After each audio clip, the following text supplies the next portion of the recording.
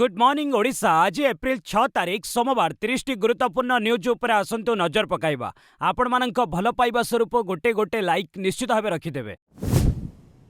भारतीय जहाज ग्रीन आशा हरमुज पार कला बोझे होईछि एलपीजी। हरमुज जलमार्ग को ईरान निज नियंत्रण को नहीं केवल बंधु राष्ट्र जहाज को जीवाक अनुमति देउछि।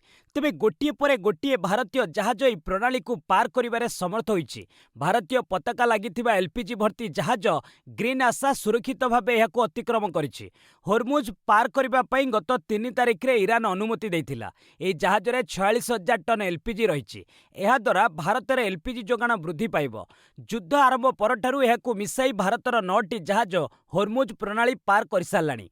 आउ एक जहाज जग विक्रम वर्तमान अनुमति अपेक्षार रही। वर्तमान एही प्रणाली पार करने लगी एलपीजी अशोधित तैल टैंकर को प्राथमिकता दि जाउछि। उल्लेखयोग्य अमेरिका और इस्राएल समेत यार सहयोगी देशगुड़िकर जहाज को अनुमति मिलुना। ईरान को अश्लील भाषा रे गाली देले ट्रम्प कहले हेबो विनाश लीला। अमेरिका राष्ट्रपति डोनाल्ड ट्रम्प रविवार ईरान को अश्लील भाषा रे गाली करिसंती। हरमुज प्रणाली न खोलिले मंगलवार ईरान ने विनाश लीला हेबा नै धमक दैछंती। ट्रम्प ईरान विद्युत प्लांट ब्रिज भली भित्तिभूमि व्यवस्था उपर आक्रमण करने धमक दैछंती। शनिवार से ईरान को 48 घंटार मोहलत देइथिले। 48 घंटारे हरमुज न खोलिले ईरान उपरे सबु नर्क छिंडी पड़िबा नै कहिथिले। रविवार पुणी धमकपूर्ण बयान दे ट्रम्प युद्ध को एक नुआ स्तर को नहीं जिबाकू संकेत दैछंती। ईरान ने मंगलवार पावर प्लांट डे एवं ब्रिज डे हेबो बोली से लिखिछंती। खोला खोली भावे से गाली दैछंती। ट्रम्प को एभली बयान कूटनीतिर सबु मर्यादा उल्लंघन करिथिबा कुहा जाउछि। राष्ट्रमुख्य भावे एहा कोन तुमर सर्वोत्तम व्यवहार कि बोली ईरान प्रश्न करिछि। ट्रम्प को पालटा धमक देला ईरान मध्यप्राच्य को नर्करे परिणत करिबु। हरमुज प्रणाली खोलिबाकू ईरान को 48 घंटिया कंट देइथिले अमेरिका राष्ट्रपति डोनाल्ड ट्रम्प। जेउ कंट की आज पूरण होउछि नहले चरम परिणति भोगिबाकू प्रस्तुत रहिबाकू ट्रम्प चेतावनी देइथिले। तेबे धमकरे डरी नहीं ईरान पालटा धमक देइछि। ईरान सामरिक बाहिनी केंद्रीय मुख्यालयर मुखपात्र इब्राहिम जोल्फागारी कहिसंती जदि एपरी उत्तेजना जारी रहिबो तेबे ईरान और इस्राएल पई समग्र मध्यप्राच्य नर्करे परिणत होइजिबो। ईरान को परास्त करिबार भ्रम सेमानंक पई घातक हेबो। उल्लेखयोग्य ईरान हरमुज प्रणाली को बंद करिथिबारु समग्र विश्व रे बे शक्ति संकट गुरुतर रहिछि। ईरान केवल हातगणती बंधु राष्ट्रर जहाज को तेल नहीं हरमुज प्रणाली पारी हेबाकू अनुमति दैछि। ईरान कहला अमेरिका पई अछि सरप्राइज। ट्रम्प चेतावनी देबा परे ईरान अमेरिका को पालटा धमक दैछि। ईरान सेना जनरल अली अब्दुल्लाही आलियाबादी कहिसंती अमेरिका और इस्राएल पई बड़ सरप्राइज अपेक्षा करिछि। सेमानंक पई नर्कर द्वार खोली दिया जिवो। ईरान भित्तिभूमि रे अमेरिका बा इस्राएल आक्रमणर जवाब मध्यप्राच्य रे थिबा अमेरिकार समस्त सामरिक घाटी एवं इस्राएल भित्तिभूमि उपरे प्रचंड हमला आकार रे दिया जिवो। एकाधिक पराजयर सामना करिबा परे अमेरिकार आक्रामक युद्धखोर राष्ट्रपति एबे विब्रत। मूर्खतापूर्ण पदक्षेप भावे ईरान जनसाधारण संपत्ति को टार्गेट करने को धमक देउछंती। ईरान जड़े सुरक्षा अधिकारी कहिसंती ईरान सशस्त्र बाहिनी देश को सुरक्षा देवा लगी आक्रमणकारी को सेमानंक उचित स्थान देखाई देबो। अमेरिकार 2 विमान 2 हेलिकॉप्टर ध्वंस करिथिबा ईरान दाबी। अमेरिकीय युद्ध विमान निखोज पायलट को खोजिबा लगी होइथिबा रेस्क्यू ऑपरेशन बेले ईरान अमेरिकार 2टी हेलिकॉप्टर एवं 2टी परिवहन विमान को ध्वंस करिथिबा दाबी करिछि। Iran Islamic revolutionary guard corps अनुसार इस्पान दक्षिण अंचल रे ए आक्रमण करा जायथिला। ईरान खसाई देथिबा युद्ध विमान पायलट को उद्धार करबा पई अमेरिका 2टी C-130 विमान एवं 2टी ब्लैक हॉक हेलिकॉप्टर पठाइतिला।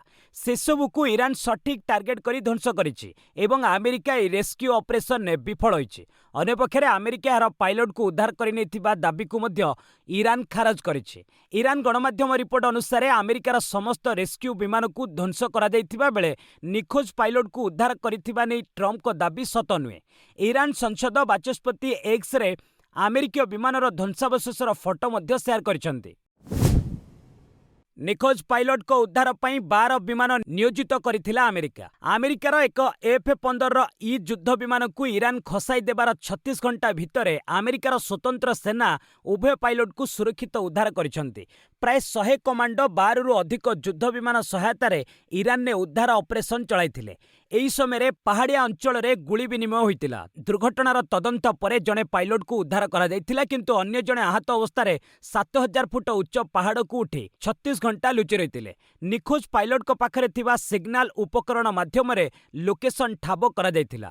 ଅପରେସନ ସମୟରେ 2ଟି ପରିବହନ ବିମାନ ସେଠାରେ ଫସି ଯାଇଥିଲା। ଇରାନ ସେନାର ମିସାଇଲ ଓ ଗୁଳିମାଡ଼ରେ ସେଗୁଡ଼ିକୁ କ୍ଷତିଗ୍ରସ୍ତ ହୋଇଯାଇଥିଲା। ତେଣୁ ଆମେରିକା ଆଉ 3ଟି ବିମାନ ପଠାଇ ସମସ୍ତଙ୍କୁ ସୁରକ୍ଷିତ ଆଣିଥିଲା। ଫେରିବା ପୂର୍ବରୁ ସେମାନେ କ୍ଷତିଗ୍ରସ୍ତ ବିମାନ 2ଟି ଯେପରି ଶତ୍ରୁ ହାତରେ ନ ପଡ଼ିବ ସେଥିପାଇଁ ଧ୍ୱଂସ କରିଦେଇଥିଲେ। ଓଡ଼ିଶାରେ ଏପ୍ରିଲ 10 ଯାଏ କାଳବୈଶାଖୀ ସତର୍କତା ଅରେଞ୍ଜ ଓ ୟେଲୋ ଆଲର୍ଟ ଜାରି। ଓଡ଼ିଶାରେ ଏପ୍ରିଲ 10 ପର୍ଯ୍ୟନ୍ତ କାଳବୈଶାଖୀ ବର୍ଷା, ବଜ୍ରପାତ, ଘଣ୍ଟା ପ୍ରତି 40ରୁ 60 କିଲୋମିଟର ବେଗରେ ପବନ ବହିବା ନେଇ ଭାରତୀୟ ପାଣିପାଗ ବିଭାଗ ପକ୍ଷରୁ ସତର୍କ ସୂଚନା ଜାରି କରାଯାଇଛି। ଏଥିପାଇଁ ବିଭିନ୍ନ ଜିଲ୍ଲାକୁ ଅରେଞ୍ଜ ଓ ୟେଲୋ ଆଲର୍ଟ ଦିଆଯାଇଛି। ଏପ୍ରିଲ 6, 8 ଏବଂ 9 ତାରିଖରେ ବିଶେଷ କରି ମୟୂରଭଞ୍ଜ, ବାଲେଶ୍ୱର, ଭଦ୍ରକ ଓ କେନ୍ଦୁଝର ଜିଲ୍ଲାରେ ପ୍ରବଳ ଝଡ଼ ବର୍ଷା ପାଇଁ ଅରେଞ୍ଜ ଆଲର୍ଟ ଜାରି ହୋଇଛି।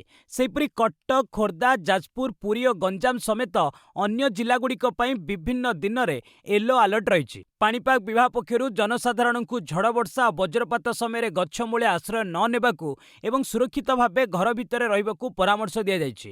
ଏହି ସମୟରେ ରାଜ୍ୟର ଅନେକ ସ୍ଥାନରେ ହାଲୁକାରୁ ମଧ୍ୟମ ଧରଣର ବର୍ଷା ହେବାର ସମ୍ଭାବନା ରହିଛି। ଖୋଲା ବଜାରରେ 5 ଲିଟରିଆ ଗ୍ୟାସ୍ ଟାଙ୍କି ବିକ୍ରି ବନ୍ଦ। ଏଣିକି ବଜାରରେ 5 ଲିଟରିଆ ଗ୍ୟାସ୍ ଟାଙ୍କି ବିକ୍ରି ହୋଇପାରିବ ନାହିଁ। ଯଦି କେହି ବିକ୍ରି କରୁଥିବା ବେଳେ ଧରାପଡ଼ିବେ ତାଙ୍କ ବିରୋଧରେ ଆଇନଗତ କାର୍ଯ୍ୟାନୁଷ୍ଠାନ ନିଆଯିବ। ଗ୍ୟାସ୍ ବିକ୍ରି ନେଇ ଇ-କେୱାଇସି କରାଯିବ। କେବଳ ଯାହା ନାଁରେ କାର୍ଡ ଥିବ ଗ୍ୟାସ୍ ଏଜେନ୍ସିରୁ ସେମାନେ ହିଁ ଗ୍ୟାସ୍ ଟାଙ୍କି ନେଇପାରିବେ। ଏହା କହିଛନ୍ତି ରାଜ୍ୟ ଯୋଗାଣ ଓ ଖାଉଟି କଲ୍ୟାଣ ମନ୍ତ୍ରୀ କୃଷ୍ଣଚନ୍ଦ୍ର ପାତ୍ର। ତେବେ ରାଜ୍ୟରେ ଏବେ ଗ୍ୟାସ୍ ଓ ପେଟ୍ରୋଲର କୌଣସି ଅଭାବ ନାହିଁ। ତଥାପି କିଛି ସ୍ଥାନରେ କଳାବଜାରୀ ହେଉଥିବା ଅଭିଯୋଗ ଆସିବାରୁ ଏଭଳି ପଦକ୍ଷେପ ନିଆଯାଇଥିବା ସେ କହିଛନ୍ତି। ଅପରପକ୍ଷରେ ରାଜ୍ୟ ସରକାର ଅଚାନକ ଏହା ଘୋଷଣା କରିଥିବାରୁ ସହରରେ ରହି ପଢ଼ୁଥିବା ଛାତ୍ରଛାତ୍ରୀ ଓ ବଡ଼ ଟାଙ୍କି କିଣିବାକୁ ଅକ୍ଷମ ପରିବାରମାନେ ଅସୁବିଧାରେ ପଡ଼ିବେ ବୋଲି ଉଭୟ କଂଗ୍ରେସ ଓ ବିଜେଡି ନେତାମାନେ କହିଛନ୍ତି। ଭିଡିଓ ପୋଷ୍ଟ କରି ଆମ୍ ଆଦମୀ ପାର୍ଟିକୁ ଜବାବ ଦେଲେ ରାଘବ ଚଡ୍ଡା। ଆମ୍ ଆଦମୀ ପାର୍ଟିର ରାଜ୍ୟସଭା ସାଂସଦ ରାଘବ ଚଡ୍ଡା ଏବଂ ତାଙ୍କ ଦଳ ମଧ୍ୟରେ ମତଭେଦ ଏବେ ତୀବ୍ର ହେବାରେ ଲାଗିଛି। ରାଜ୍ୟସଭାରେ କେବେ ରାଘବ ପଞ୍ଜାବର କୌଣସି ପ୍ରସଙ୍ଗ ଉଠାଇ ନଥିବା ଦଳର ନେତାମାନେ ନିକଟରେ ଅଭିଯୋଗ କରିଥିଲେ। ରାଘବ ଏହାର ଜବାବରେ ସୋସିଆଲ ମିଡିଆରେ ଏକ ଭିଡିଓ ଜାରି କରିଛନ୍ତି, ଯେଉଁଥିରେ ସେ ପଞ୍ଜାବ ପ୍ରସଙ୍ଗ ଉଠାଉଥିବା ଦେଖିବାକୁ ମିଳିଛି। ଏଥିସହ ସେ ତାଙ୍କ ସୋସିଆଲ ମିଡିଆ ଆକାଉଣ୍ଟରେ ଲେଖିଛନ୍ତି, ପିକ୍ଚର ଅଭି ବାକି ହେ। ପଞ୍ଜାବରେ ଚାଷୀଙ୍କ ସମସ୍ୟା, ଏମ୍ଏସ୍ପିର ଆଇନଗତ ଗ୍ୟାରେଣ୍ଟି ଦାବି, ଶହୀଦ ଭଗତ ସିଂଙ୍କ ପାଇଁ ଭାରତ ରତ୍ନ ଦାବି, ପଞ୍ଜାବକୁ ଆନ୍ତର୍ଜାତିକ ବିମାନ ଉଡ଼ାଣ ଇତ୍ୟାଦି ପ୍ରସଙ୍ଗରେ ସେ ଉଠାଇଥିବା ଭିଡିଓରେ ରହିଛି। ଏଥିସହ ରାଘବ କହିଛନ୍ତି, ପଞ୍ଜାବ ମୋ ପାଇଁ ଆଲୋଚନା ନୁହେଁ, ଏହା ମୋର ଘର, ମୋର କର୍ତ୍ତବ୍ୟ, ମୋର ମାଟି ଓ ମୋର ମା। ଉପସାଗରୀୟ ଦେଶ ଉପରେ ଇରାନର ପ୍ରଚଣ୍ଡ ହମଲା। ଉପସାଗରୀୟ ଦେଶଗୁଡ଼ିକ ଉପରେ ଇରାନ ପ୍ରଚଣ୍ଡ ଆକ୍ରମଣ କରିଛି। ବାହାରିନ୍ ଓ କୁଏତ ପେଟ୍ରୋକେମିକାଲ ପ୍ଲାଣ୍ଟ ଉପରେ ହମଲା କରାଯାଇଛି। ତେହରାନ ନିକଟ କରାଜ ସହରରେ ସେତୁ ଏବଂ ଶିଳ୍ପ ଉପରେ ଆକ୍ରମଣର ଜବାବରେ ଏହି ହମଲା କରାଯାଇଥିବା ଇରାନ କହିଛି। ଆବୁଧାବି ସ୍ଥିତ ବୋରୁଜ ପେଟ୍ରୋକେମିକାଲ୍ସ ପ୍ଲାଣ୍ଟ ଉପରେ ଇରାନୀ ଡ୍ରୋନ୍ର ଭଗ୍ନାବଶେଷ ପଡ଼ିବା ଯୋଗୁଁ ଭୀଷଣ ଅଗ୍ନିକାଣ୍ଡ ହୋଇଛି। ବାହାରିନ୍ର ବାପୋକୋ ପେଟ୍ରୋକେମିକାଲ ପ୍ଲାଣ୍ଟ ଉପରେ ଡ୍ରୋନ୍ ଆକ୍ରମଣ ଯୋଗୁଁ ପ୍ଲାଣ୍ଟର ଅନେକ ୟୁନିଟ୍ରେ ଅଗ୍ନିକାଣ୍ଡ ହୋଇଥିଲା। ଡ୍ରୋନ୍ ଆକ୍ରମଣ ପରେ କୁଏତର ତୈଳ ବିଶୋଧନାଗାରରେ ନିଆଁ ଲାଗିଯାଇଥିଲା। ଇରାନ ସେନା ଇସ୍ପାହାନ ପ୍ରାନ୍ତରେ ଆମେରିକାର 2ଟି MQ-9 ରିପର ଡ୍ରୋନ୍ ଏବଂ ଇସ୍ରାଏଲର ହର୍ମିସ୍ 900 ଡ୍ରୋନ୍ ମାରି ଖସାଇ ଦେଇଥିବା ଦାବି କରିଛି। ଅନ୍ୟପକ୍ଷରେ UAE 24 ଘଣ୍ଟାରେ ଇରାନର 9ଟି ବାଲିଷ୍ଟିକ୍ ମିସାଇଲ୍ ଏବଂ 50ଟି ଡ୍ରୋନ୍ ଖସାଇଥିବା ଦାବି କରିଛି। ଗୋଟିଏ କ୍ରୁଜ୍ ମିସାଇଲ୍ ମଧ୍ୟ ଖସିଛି। ନିର୍ବାଚନ ପ୍ରଚାରରେ ମୋଦି କହିଲେ, ଟିଏମ୍ସି ପାପର ହିସାବ ହେବ। ପଶ୍ଚିମବଙ୍ଗର କୁଚବିହାରରେ ପ୍ରଧାନମନ୍ତ୍ରୀ ନରେନ୍ଦ୍ର ମୋଦି ରବିବାର ଏକ ବଡ଼ ରାଲିକୁ ସମ୍ବୋଧନ କରିଛନ୍ତି। ଏହି ଅବସରରେ ସେ ଶାସକ ଟିଏମ୍ସିକୁ ଜୋରଦାର ଟାର୍ଗେଟ କରିଥିଲେ। ମୋଦି କହିଥିଲେ, ଟିଏମ୍ସିର ପାପର କଳସି ଭରିସାରିଛି, ଏବେ ଜନତା ପରିବର୍ତ୍ତନ ଚାହୁଁଛନ୍ତି। ନିର୍ବାଚନ ପରେ ଟିଏମ୍ସି କରିଥିବା ପାପର ହିସାବ ହେବ ଏବଂ ଭ୍ରଷ୍ଟାଚାରୀଙ୍କ ବିରୋଧରେ ଦୃଢ଼ କାର୍ଯ୍ୟାନୁଷ୍ଠାନ ହେବ। ଟିଏମ୍ସି ଗୁଣ୍ଡା ଯେତେ ଡରାଇବାକୁ ଚେଷ୍ଟା କଲେ ବି ଲୋକଙ୍କୁ ଆଇନ ଉପରେ ଭରସା ରଖିବାକୁ ପଡ଼ିବ। ଏହି ନିର୍ବାଚନ ପରେ ପଶ୍ଚିମବଙ୍ଗରେ ଭୟର ମାହୋଲ ଶେଷ ହୋଇଯିବ। ବିଜେପିର ବିଜୟ ଲୋକଙ୍କ ମଧ୍ୟରେ ଆତ୍ମବିଶ୍ୱାସ ଭରିଦେବ। ମେ 4 ପରେ ଟିଏମ୍ସିର ସବୁ ପାପର ହିସାବ ହେବ ବୋଲି ମୋଦି କହିଥିଲେ। ନିର୍ବାଚନୀ ରାଜ୍ୟରୁ ଜବତ ହେଲାଣି 651 କୋଟି ଟଙ୍କା। ବିଧାନସଭା ନିର୍ବାଚନ ହେବାକୁ ଥିବା 4 ରାଜ୍ୟ ପଶ୍ଚିମବଙ୍ଗ, କେରଳ, ଆସାମ, ତାମିଲନାଡୁ ଏବଂ କେନ୍ଦ୍ରଶାସିତ ଅଞ୍ଚଳ ପଡୁଚେରୀରେ ଚଢ଼ଉ ଜାରି ରହିଛି। ଇତିମଧ୍ୟରେ 651 କୋଟି ଟଙ୍କାରୁ ଉର୍ଦ୍ଧ୍ୱ ମୂଲ୍ୟର ମଦ, ଡ୍ରଗ୍ସ ସମେତ ନଗଦ ଟଙ୍କା ଓ ଅନ୍ୟାନ୍ୟ ମାଗଣା ସାମଗ୍ରୀ ଜବତ କରାଯାଇଛି।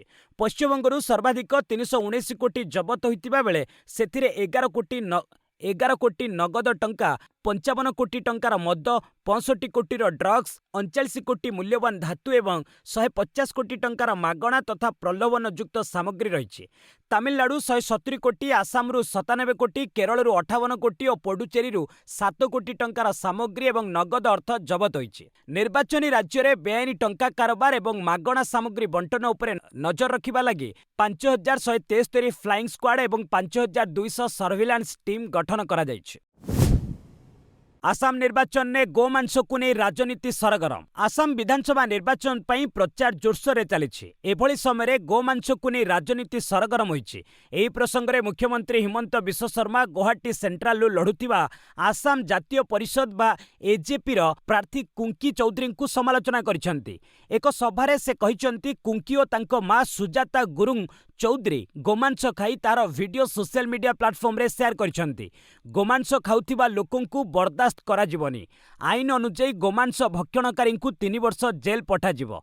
तेबे कुंकी यार जवाब देइछंती। तांकर एआई वीडियो पोस्ट करी बदनाम करा जाउथिबा से कहिसेंती। उल्लेखयोग्य 27 वर्षीय कुंकींक परिवार अनेक एजुकेशन संस्थान मालिकाना पई परिचित। कुंकी एबे लंडन नु शिक्षा प्राप्त होई फेरिछंती। तांकु राज्य राजनीति रे जेनजी प्रार्थी कुहा जाउछि। चीन ने फ्रांस नागरिकों को फांसी अभियोग निशा कारोबार। 2010 मसीह फ्रांस जनैक नागरिकों चीन एक कोर्ट मृत्यु दंडादेश देइथिला। शनिवार निर्देश पालन करा जाइछि एवं तांकु फांसी दिया जाइछि। संपृक्त व्यक्ति नाम चान थाओ फोमी एवं तांको बयस 62 वर्ष। निशा कारोबार अभियोग रे तांकु 2005 मसीह गिरफ करा जिबा परे मामला चलीथिला। चान को जन्म चीन गुआंगझो रे होइतिला, किंतु परे से फ्रांस नागरिकत्व ग्रहण करथिले। 2005 मसीह निशा कारोबार रे लिप्त थिबा अभियोग रे 99 जनकु गिरफ करा जायतिला। सेमानंक मध्यरे चान थिले अन्यतम। 2007 मसीह एक कोर्ट तांको आजीवन कारादंडादेश देइतिला, किंतु 2010 मसीह अन्य एक कोर्ट मृत्युदंडादेश शुणाइतिला। तेबे चीन ए कार्यानुष्ठान को फ्रांस सरकार समालोचना करिसेंती। कांग्रेसर बड़ अभियोग हिमंत बिश्व शर्मा पत्नी रखिछंती 3 पासपोर्ट। कांग्रेसर वरिष्ठ नेता पवन खेरा रविवार दिल्ली रे एक सांबादिक सम्मेलन करी बड़ अभियोग आनिछंती। से कहिछंती आसाम मुख्यमंत्री हिमंत बिश्व शर्मा पत्नी रिनिकी भूया शर्मा नाम रे गोटिए कि दुईटी नुहे 3टी पासपोर्ट रही। गोटिए यूए गोल्डन कार्ड, द्वितीयटी आंटिगुआ एवं बारबुड़ा पासपोर्ट एवं तृतीयटी इजिप्टर पासपोर्ट। एथिरु 2टी मुस्लिम देश। यह सत्वे आसाम मुख्यमंत्री धर्म को नहीं गर्व करुछंती। कांग्रेस पूर्वरु हिमंत नाम रे जमी हड़प, मंदिर पांठी हड़प, सरकारी रिहाती एवं चिटफंड स्काम इत्यादि अभियोग आनिथिला। एबे बहु पासपोर्ट विवाद उठाइछि। अपरपक्षे पवन को विवृत्ति विरोध में 48 घंटे पत्नी से कोर्ट को जिबे बोली हिमंत कहिसंती। एभली मंतव्य संपूर्ण राजनीतिक उद्देश्य प्रणोदित एवं कांग्रेस हताश होई एहा करुथिबा से कहिसंती। ईरान में फसीथिबा 345 जन भारतीय मत्स्यजीवी चेन्नई फेरिले। मध्यप्राच्य युद्ध पई ईरान ने 345 जन भारतीय मत्स्यजीवी फसी रहिथिले। सेमाने तामिलनाडु अन्यान्य उपकूलवर्ती राज्यर बासिंदा। सेमानंकु सुरक्षित उद्धार करबा लागि भारतर विदेश मंत्रालय उभय ईरान और आर्मेनिया सरकारक सह नियमित जोगाजोग रे थिले। निरापद स्थल पथ देई सेमानंकु स्थानांतर करबा परे सेमानंकु स्वतंत्र विमान रे आर्मेनिया निया जायथिला। तेबे आर्मेनिया यात्रा करबाकू सेमानंकु 20 घंटा लागि जायथिला। परे सेठारु विमान रे आसी सेमाने रविवार चेन्नई रे पहुंचिछंती। विदेश मंत्रालय अधिकारी माने मत्स्यजीवी मानंकु विमान बंदर रे स्वागत करिथिले एवं सेमानंकु सबु प्रकार सहायता लागि प्रतिश्रुति दैथिले। युद्ध पई पश्चिम एशियारू तेल रप्तानी रे बड़ ह्रास। मध्यप्राच्य युद्ध रे हर्मुज जलपथरू जहाज चलाचल बंद हेबा जुगु पश्चिम एशियारू तेल रप्तानी बड़ आकार रे प्रभावित होइछि। एहा द्वारा विश्वव्यापी पेट्रोल, डीजेल, नापथा, जेट इंधन, गैस एवं सारर गंभीर संकट देखिबाकू मिलिछि। ଫଳରେ ଭାରତ ଭଳି ଅର୍ଥବ୍ୟବସ୍ଥା ବଡ଼ ଆକାରରେ ପ୍ରଭାବିତ ହୋଇପାରେ। ମାର୍ଚ୍ଚରେ ପଶ୍ଚିମ ଏସିଆରୁ ତୈଳ ରପ୍ତାନୀରେ 63% ଅର୍ଥାତ୍ ଦୈନିକ 4.8 ନିୟୁତ ବ୍ୟାରେଲ ହ୍ରାସ ଘଟିଛି ଏବଂ ଏହା ଏବେ 2.8 ନିୟୁତ ବ୍ୟାରେଲକୁ ଖସି ଆସିଛି। ଅର୍ଥାତ୍ ପଶ୍ଚିମ ଏସିଆରୁ ଏବେ ବି ଦୈନିକ 2.8 ନିୟୁତ ବ୍ୟାରେଲ ତେଲ ରପ୍ତାନୀ ହେଉଛି। ଏଥିରୁ 69% ଅର୍ଥାତ୍ 1.1 ନିୟୁତ ବ୍ୟାରେଲ ତୈଳ ରପ୍ତାନୀ ସାଉଦି ଆରବର ଲୋହିତ ସାଗରସ୍ଥିତ ବନ୍ଦର ୟାନୋବୁ ମାଧ୍ୟମରେ ହେଉଛି। ସାଉଦି ଆରବ ଏକ ପାଇପଲାଇନ୍ ମାଧ୍ୟମରେ ତେଲ ପଠାଉଛି। ଏଲ୍‌ପିଜି ଏବଂ ନାପଥା ରପ୍ତାନୀରେ ବି ଦୈନିକ 1 ନିୟୁତ ବ୍ୟାରେଲ ହ୍ରାସ ଘଟିଛି। ଡିଜେଲ, ପେଟ୍ରୋଲ ଏବଂ ଇନ୍ଧନ ତୈଳ ରପ୍ତାନୀରେ ବି 60ରୁ 70% ପର୍ଯ୍ୟନ୍ତ ହ୍ରାସ ଘଟିଛି। ସରକାରଙ୍କୁ ଘାରିଲାଣି ସାର ଚିନ୍ତା। 20 ଦେଶ ସହ ଯୋଗାଯୋଗ। ମଧ୍ୟପ୍ରାଚ୍ୟ ଯୁଦ୍ଧ ପାଇଁ ସାର ଆମଦାନୀ କଷ୍ଟକର ହୋଇଛି। ଆଗକୁ ଆସୁଛି ଚାଷ ସମୟ। ଏଭଳି ସ୍ଥିତିରେ ସାରର ଉତ୍କଟ ସଙ୍କଟ ଜଳଜଳ ହୋଇ ଦେଖାଯାଉଛି। ତେଣୁ ସାର ଅଭାବ ସ୍ଥିତିକୁ ଏଡ଼ାଇବାକୁ କେନ୍ଦ୍ର ସରକାର ଇତିମଧ୍ୟରେ ପ୍ରାୟ 20ଟି ଦେଶ ସହ ଆଲୋଚନା ଆରମ୍ଭ କରିଛନ୍ତି। ସେସବୁ ଦେଶର ଭାରତୀୟ ଦୂତାବାସଗୁଡ଼ିକୁ ଏହି ଦାୟିତ୍ୱ ଦିଆଯାଇଛି। ବିଶେଷ କରି ରୁଷ, ଇଣ୍ଡୋନେସିଆ ଓ ମରକ୍କୋ ସହ ଆଲୋଚନା ଜାରି ରହିଛି। ଆଗାମୀ ଚାଷ ଋତୁ ପାଇଁ ପର୍ଯ୍ୟାପ୍ତ ପରିମାଣର ୟୁରିଆ ଓ ଫସଫେଟ୍ ସାର ମହଜୁଦ ରଖିବାକୁ ସରକାର ଚାହୁଁଛନ୍ତି। ଏଆଇ ନାମରେ ବିଭିନ୍ନ କମ୍ପାନୀରୁ ଚାଲିଛି ଛଟେଇ। 3 ମାସରେ ଗଲାଣି 51,000 ଚାକିରି। ଆର୍ଟିଫିସିଆଲ ଇଣ୍ଟେଲିଜେନ୍ସ ବା ଏଆଇ ପ୍ରଚଳନ ନାମରେ ଏବେ ବଡ଼ ବଡ଼ କମ୍ପାନୀରୁ ଛଟେଇ ଚାଲିଛି। ଗତ 3 ମାସରେ ପ୍ରାୟ 51,000 ଛଟେଇ ହୋଇଥିବା ଏକ ତଥ୍ୟରୁ ପ୍ରକାଶ। ଓରାକଲ୍ କମ୍ପାନୀ ଗତ ମାର୍ଚ୍ଚ 31ରେ 20ରୁ 30,000 କର୍ମଚାରୀଙ୍କୁ ବିଦା କରିଛି। ଏହା କମ୍ପାନୀର ୱାର୍କଫୋର୍ସର 18%। ମେଟା ମଧ୍ୟ ବାର୍ଷିକ ପ୍ଲାନ୍ ଅନୁସାରେ ଶତାଧିକ କର୍ମଚାରୀଙ୍କୁ ଛଟେଇ କରିଛି। ଆମାଜନ ଗତ ଜାନୁଆରୀରେ 16,000 କର୍ପୋରେଟ୍ ଚାକିରି ଶେଷ ଘୋଷଣା କରିଥିଲା। ଆଟ୍ଲାସିଆନ୍ ମାର୍ଚ୍ଚ ମାସରେ 1,600 ଛଟେଇ କରିଛି, ଯାହାକି କମ୍ପାନୀର ମୋଟ କର୍ମଚାରୀଙ୍କ 10%। ବ୍ଲାକ୍ ଇଙ୍କ ଗତ ଫେବୃଆରୀରେ 4,000 କର୍ମଚାରୀଙ୍କୁ ଛଟେଇ କରିଛି। ଏହା କମ୍ପାନୀର ମୋଟ କର୍ମଚାରୀଙ୍କ ପ୍ରାୟ 40%। ଆମେରିକାରେ ସର୍ବାଧିକ ପ୍ରାୟ 32,000 ଚାକିରି ଛଟେଇ ହୋଇଛି। କେରଳରେ 339 କୋଟିପତି ପ୍ରାର୍ଥୀ 38%ଙ୍କ ବିରୋଧରେ ଅପରାଧିକ ମାମଲା। କେରଳ ବିଧାନସଭା ନିର୍ବାଚନରେ ମଇଦାନରେ ଥିବା ମୋଟ 883 ପ୍ରାର୍ଥୀଙ୍କ ମଧ୍ୟରେ 339 ଜଣ ଅଛନ୍ତି କୋଟିପତି। ଆସୋସିଏସନ୍ ଫର୍ ଡେମୋକ୍ରାଟିକ୍ ରିଫର୍ମସ୍ ଏହି ତଥ୍ୟ ପ୍ରକାଶ କରିଛି। ପ୍ରତି 5 ଜଣ ପ୍ରାର୍ଥୀଙ୍କ ମଧ୍ୟରେ ଜଣେ କୋଟିପତି ଥିବା କୁହାଯାଇଛି। 2021ରେ ଅନୁଷ୍ଠିତ ନିର୍ବାଚନରେ 27% ପ୍ରାର୍ଥୀ କୋଟିପତି ଥିଲେ। ଚଳିତ ନିର୍ବାଚନରେ ଏମାନଙ୍କ ପ୍ରତିଶତ ରହିଛି 39। କଂଗ୍ରେସର ରେଜି ଚେରିଏନ୍‌ଙ୍କ ସମ୍ପତ୍ତି 218 କୋଟି। ସେହିପରି ମୋଟ ପ୍ରାର୍ଥୀଙ୍କ ମଧ୍ୟରୁ 38%ଙ୍କ ବିରୋଧରେ ଅପରାଧିକ ମାମଲା ରହିଛି। କଂଗ୍ରେସର 72 ଜଣ ପ୍ରାର୍ଥୀଙ୍କ ବିରୋଧରେ ମାମଲା ରହିଛି। ବିଜେପିର 59 ଏବଂ ସିପିଆଇଏମ୍‌ର 51 ଜଣଙ୍କ ବିରୋଧରେ ମାମଲା ରହିଛି। ପ୍ରାୟ 23% ପ୍ରାର୍ଥୀଙ୍କ ବିରୋଧରେ ହତ୍ୟା ଓ ବଳାତ୍କାର ଭଳି ମାମଲା ରହିଛି। ମୋଟ ପ୍ରାର୍ଥୀଙ୍କ ମଧ୍ୟରୁ 54% ସ୍ନାତକ କରିନାହାନ୍ତି। 48%ଙ୍କ ଶିକ୍ଷା ପଞ୍ଚମରୁ ଦ୍ୱାଦଶ ମଧ୍ୟରେ।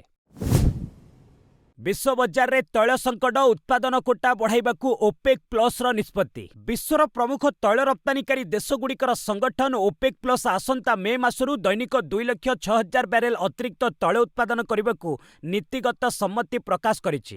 ତେବେ ଆମେରିକା, ଇସ୍ରାଏଲ ଏବଂ ଇରାନ ମଧ୍ୟରେ ଚାଲିଥିବା ଯୁଦ୍ଧ କାରଣରୁ ଏହି ନିଷ୍ପତ୍ତି କେବଳ କାଗଜପତ୍ରରେ ସୀମିତ ରହିବାର ଆଶଙ୍କା ରହିଛି। ହୋର୍ମୁଜ୍ ପ୍ରଣାଳୀ ବନ୍ଦ ଥିବାରୁ ସାଉଦି ଆରବ, ୟୁଏଇ ଏବଂ ଇରାକ ଭଳି ଦେଶଗୁଡ଼ିକ ଉତ୍ପାଦନ ବଢ଼ାଇବା ସତ୍ତ୍ୱେ ରପ୍ତାନି କରିବାରେ ଅସମର୍ଥ। ଏହି ସଂଘର୍ଷ ଯୋଗୁଁ ବିଶ୍ୱ ବଜାରକୁ ମିଳୁଥିବା ମୋଟ ତୈଳ ଯୋଗାଣର ପ୍ରାୟ 15% ହ୍ରାସ ପାଇଛି।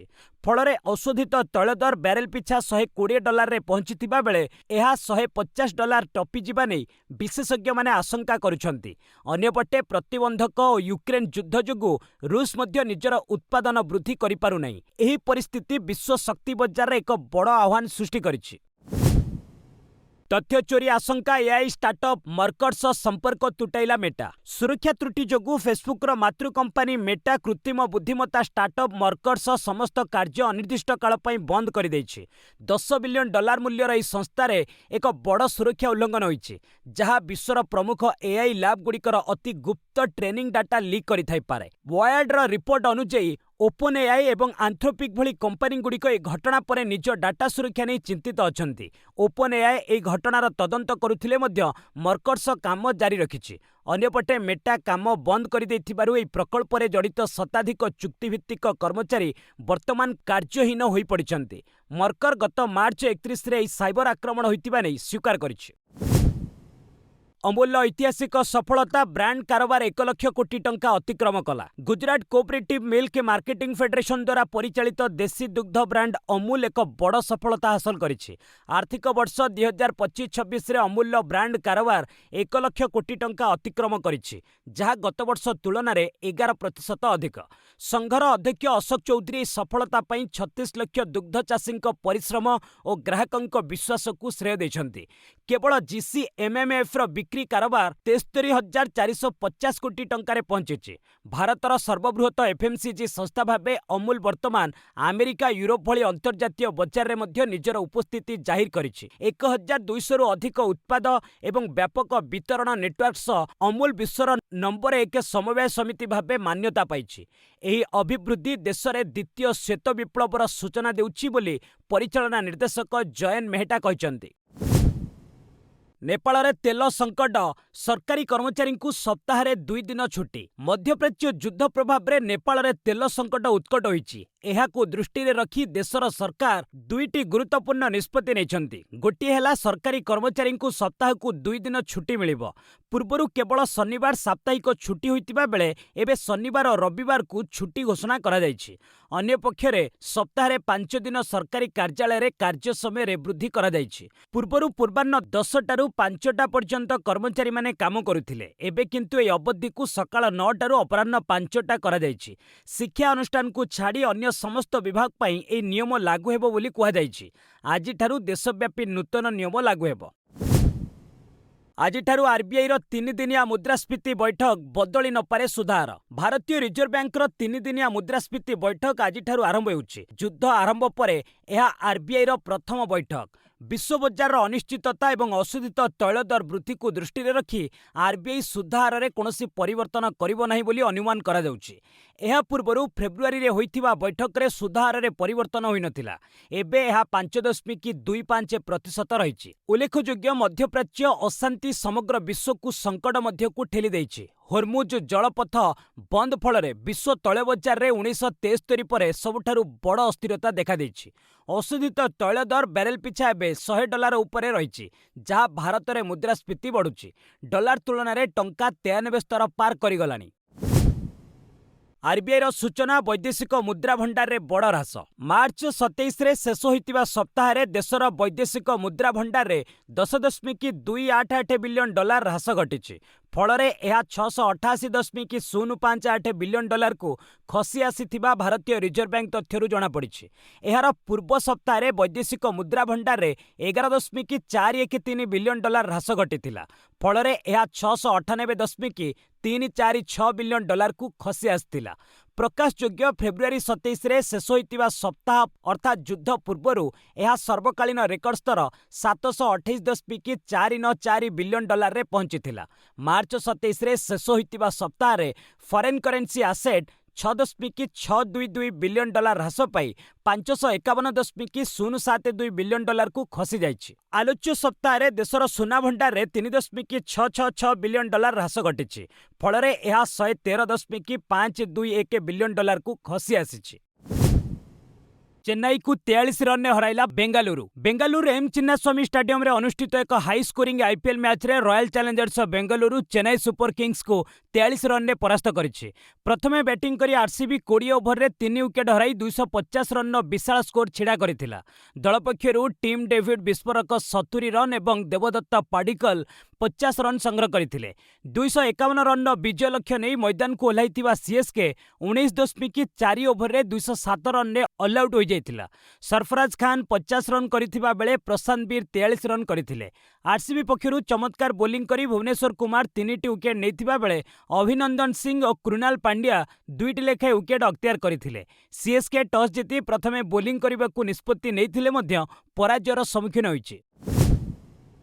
एशियन बॉक्सिंग चैंपियनशिप सेमी रे 5 भारतीय। मंगोलिया रे चलीथिबा एशियन बॉक्सिंग चैंपियनशिप रे भारतीय बॉक्सरक राजूती जारी रहिछि। सप्तम दिवस रे आउ 5 जण भारतीय सेमीफाइनाल ले प्रवेश करी पदक पक्का करिसंती। सेमाने हेले लोकेश, आकाश, हर्ष चौधरी, मीनाक्षी और जस्मिन। चलित चैंपियनशिप रे समस्त भारतीय महिलांक समेत 6 पुरुष बक्सर मध्य पदक निश्चित करिसंती। महिला 48 वर्ग क्वार्टर रे मिनाकी एक तरफा 5-0 जापान रो युका सदामात्सुଙ୍କୁ एवं 57 किलो वर्ग क्वार्टर रे जस्मिन 5-0 चीन रो जी चेन को परास्त करथिले। पुरुष 85 किलो वर्ग क्वार्टर रे लोकेश 5-0 कोरिया रो गिचाए किम को एवं आकाश 75 किलो वर्ग रे 5-0 तुर्कमेनिस्तान रो एलास बागत्यारोव को, हर्ष 90 किलो वर्ग रे 5-0 किर्गिस्तान टाइनिस्तान ओलिभायव को हराइछंती। एएफसी 20 वर्षरु कम महिला एशिया कप रे हारिला भारत। थाईलैंड रे चलीथिबा एएफसी 20 वर्षरु कम महिला एशियान कप रो ग्रुप सी पर्याय रे रविवार ऑस्ट्रेलिया 5-0 गोल ले भारत को पराजित करिछि। क्रमान्वय रे एहा भारतर द्वितीय पराजय। पूर्व मैच रे दल जापान ठू 6-0 गोल ले पराजित होइतिला। भारत ऑस्ट्रेलिया मैच संपूर्ण एक तरफा रहितिला। प्रथमार्ध रे ऑस्ट्रेलिया 2टी गोल देई अग्रणी लाभ करितिला। द्वितीयार्ध रे पुणी ऑस्ट्रेलिया आउ 3टी गोल स्कोर करिबारे सफल होइतिला। शेष पर्यंत बहु प्रयास करी भारत गोल खाता खोली पारि नथिला। अंतिम मैच दल आसंता 8 तारिख रे चाइनीज ताइपे को भेटिबो। क्रमान्वय रे दल 2टी मैच रे पराजित होई नॉकआउट को उन्नीत हेबार सुजोग हाथ छड़ा करिछि। बांग्लादेश क्रिकेट बोर्ड रे अचल अवस्था 7 जन निर्देशकंक इस्तफा। बांग्लादेश क्रिकेट बोर्ड रे संकट देखा देइछि। मोट 25 जन निर्देशकंक मध्यरु 7 जन इस्तफा देई सालेडी। शनिवार बोर्ड मीटिंग परे 4 जन निर्देशक अचानक इस्तफा देइछंती। इस्तफा देइथिबा निर्देशकंक मध्यरु केतेकंक कार्यकाल मात्र 6 मास मध्य पूर्ण होई नथिला। बोर्ड इलेक्शन रे अनियमितता, टी20 विश्वकप रे बांग्लादेश टीम भाग न नेबा एवं बोर्ड कार्य रे अत्यधिक राजनीतिक हस्तक्षेप आदि प्रसंग रे निर्देशक मानक मध्य मतभेद और असंतोष देखा देइछि।